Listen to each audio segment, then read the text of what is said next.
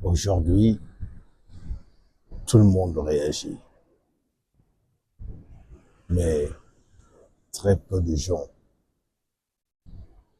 prennent le temps de comprendre. On réagit à l'actualité, on réagit aux paroles des autres, on réagit aux attentes, à la pression, aux urgences de la vie. Mais réagir, ce n'est pas comprendre.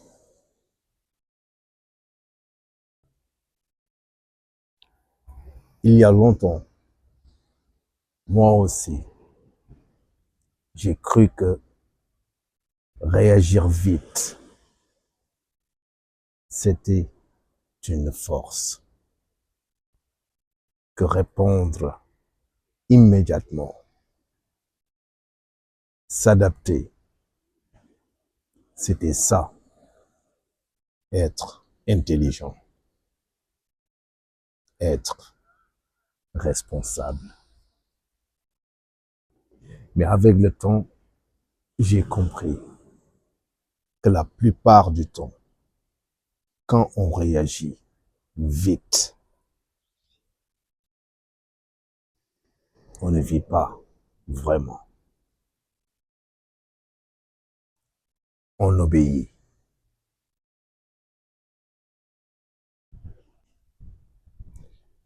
Depuis que je suis tout petit, les attentes ont été très élevées sur moi. Il fallait réussir.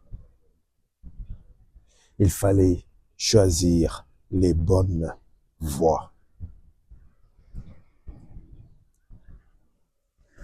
Il fallait faire ce qui rassurait les parents,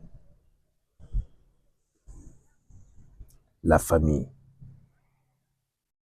les gens qui m'aimaient.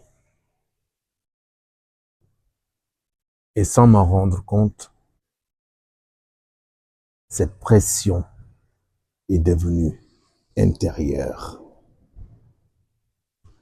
Je n'ai pas toujours choisi ce que je voulais profondément. J'ai parfois laissé passer des opportunités. Pas parce que je n'en étais pas capable, mais parce que je réagissais à ce que les autres attendaient de moi.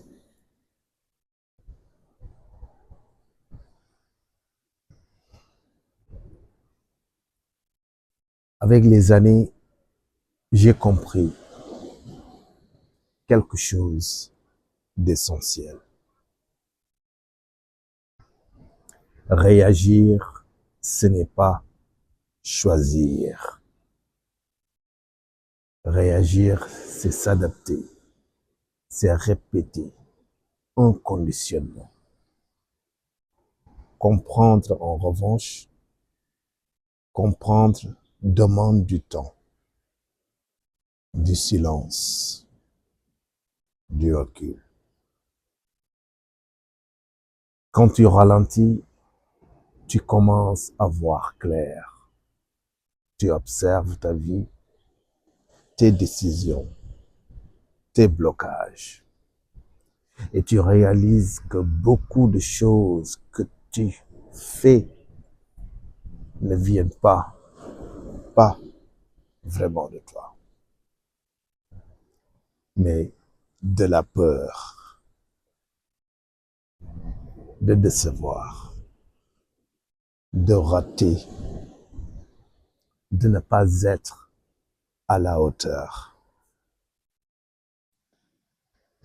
Et tant que tu passes ta vie à comprendre les autres, à répondre aux attentes sans jamais te comprendre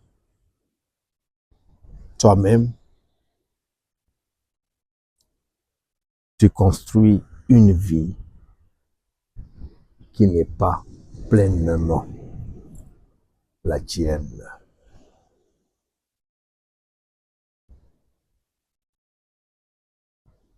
Aujourd'hui, je ne cherche plus à réagir à la vie. Je cherche à la comprendre, à me comprendre, parce que j'ai appris une chose simple, mais fondamentale. Le jour où tu te comprends vraiment, tu arrêtes de te trahir. Et ce jour-là, tu reprends ton pouvoir.